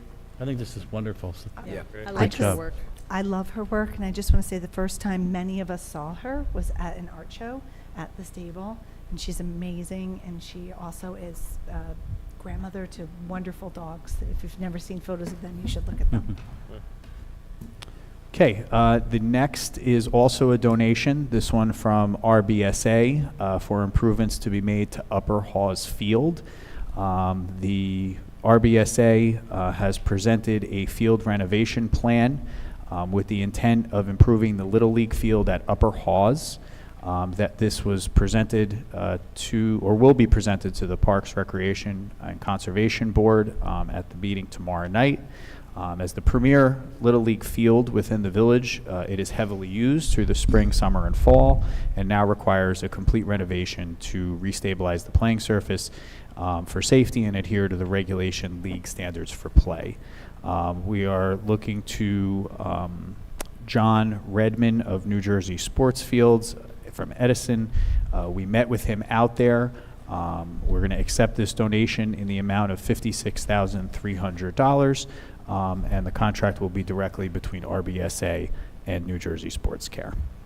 And the contributions, gifts, and other donations form is attached as per the council's requirement. This is absolutely terrific. Yeah, Agreed. it Yeah. really That's is terrific. so Thank- good. Thank you, RBSA. Yep. Yeah. And Again. just Wonderful. to add to that, this is the second year in a row. I mean, last year was 65,000. This is incredibly generous, and this completes Hawes Yeah. because we spend, so it's great. With no tax dollars. Fantastic. And finally, under budget, we have adjustments for bidding and quotations. Thresholds, the state treasurer sent out a local finance notice not long ago, increasing the maximum bid threshold from 44,000 to 53,000, and the corresponding quotation threshold has increased from 6,600 to 7,950. This allows for, obviously, inflation, probably purchasing the same amount of goods, just for more money. But this allows for government to be more efficient and go out and have our department directors solicit quotes on things rather than have to wait to come to a village council meeting. So we're recommending the approval of those increases to both thresholds. Everybody good? Yep. Okay, we have nothing under policy tonight. Under E1, operations, declare surplus property for various IT equipment. There's a memorandum attached from Dylan Hansen, our IT director. If anyone would like a more detailed list, we did not include that in here just because of cybersecurity concerns. But there is a Schedule A of what he's looking to surplus, and if anybody has any questions, he's more than happy to fill you in on additional information relative to that. Good. And item E2, I'm going to turn over to Heather as it has to do with the diversion, and that is her agenda item tonight. Okay, so this is part of the Green Acres disposal, is that we are vacating portions of Marlborough Road, which is a paper street. And so this will, this ordinance will allow us to vacate that property, because even though it's not a real street, it's a paper street, so we are now vacating our rights over it and putting it to public land and open space land. So this will allow us to do so, and by being able to do so, that will be another part of the Green Acres disposal that we will submit to Green Acres for approval. Any questions? Questions? I say, heck yeah, let's do it. Let's go. Excellent. Good. Let's go to public comment.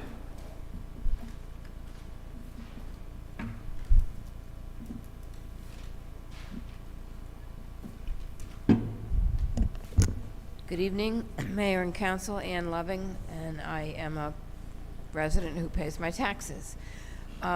Regarding the presentation about the Special Improvement District, it was very interesting. I appreciate all the work that went into it, particularly by the mayor and deputy mayor. But I was quite distressed that Councilman Mortimer was, in my opinion, rudely interrupted by the mayor. He was asking questions that were of interest to me, and even if they weren't of interest to me, this is a work session, and seemed like he was basically told that, look, we put 2 years of work into this, and, you know, let's not be second-guessing what we decided. I appreciated Councilman Mortimer's questions. I wish that he could have asked them without being interrupted.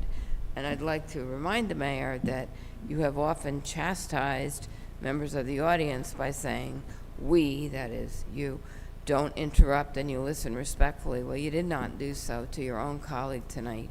And on behalf of Councilman Mortimer, I'd just like to say I'm sorry that happened. Thank you, Ann.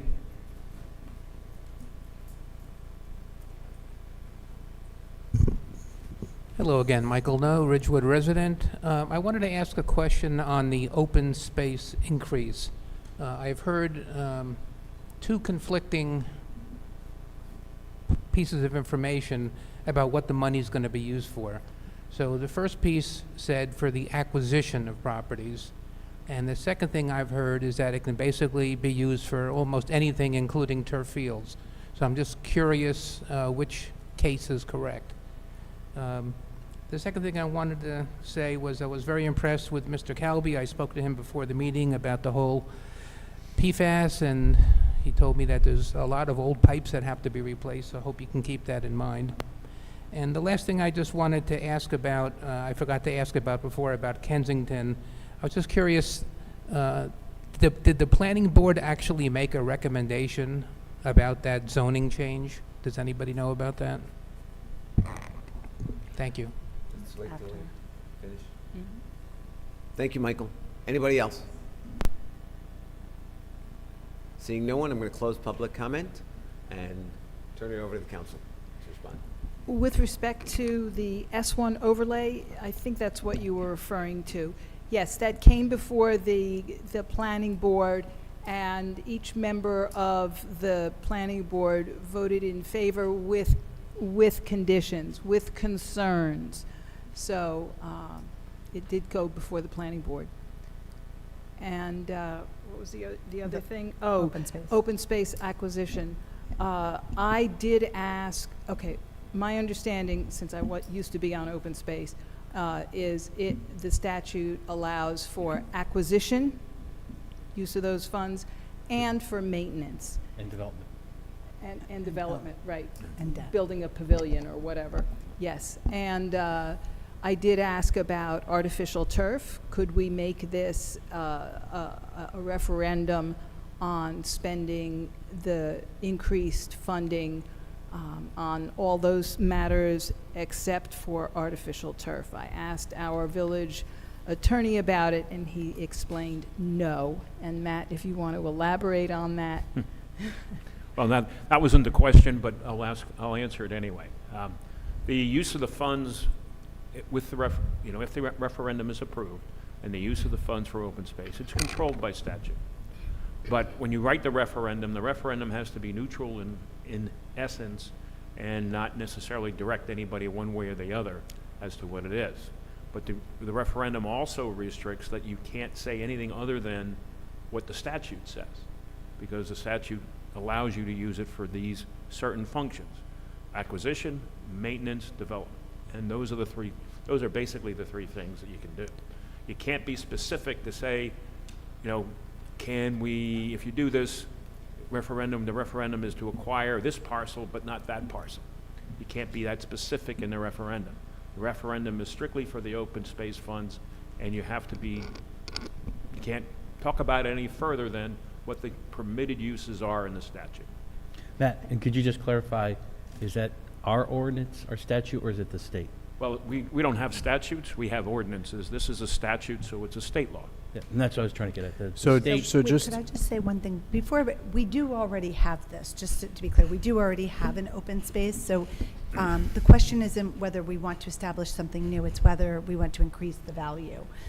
So we have a current open space fund. I just want to, because the public, this is a big deal for us, but we have a public question. Because it's in 2004, we bought Habernickel. A disproportionate amount of our current revenue generated from open space has gone to debt, right? Because we bought Shedler and we bought Habernickel. We already have it, and we've done all three things of that. We're just asking whether or not we can increase it. So we've already demonstrated what we've done with it, and I just want to make sure, because we're not introducing something new. We're questioning whether we want to increase the commitment, if that makes sense. So the way the brochure, the educational materials that are being mailed out to the public read, it says, by law, if approved by voters, the increase would expand the village's capacity to acquire and preserve green space, fund maintenance and improvement of existing parks, increase eligibility for matching grants, maximizing the impact of local tax dollars. So that's the description of how the money would be able to be used in the educational materials. which And is just on a very- from the state is where that comes from.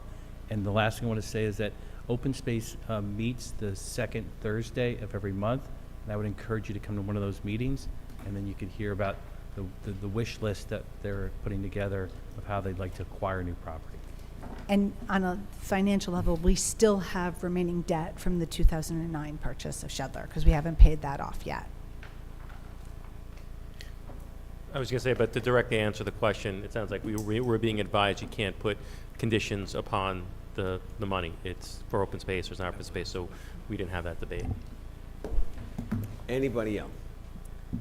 And let me just say, Frank, if I interrupted you, I apologize. I thought I was simply disagreeing with you. In fact, as I play it back in my mind, I thought I interrupted Pam to help answer the question. But if I was in any way short with you, my deepest apologies. Which, by the way, caught me off guard, Ann, because at first you thanked me for the work on this, which I was kind of filling up with pride for a moment, but then you took it back, so it's fine. So, you know, we went back to normal. So, all good. Anybody else? Good. Motion to... So moved? Oh, wait, Second. first I have to close public comment? Or did I? No, I already did it. Sorry, lose track, sorry. So double moved? Second. Here we go. Good. All in All in favor? favor? Aye. Aye. Okay.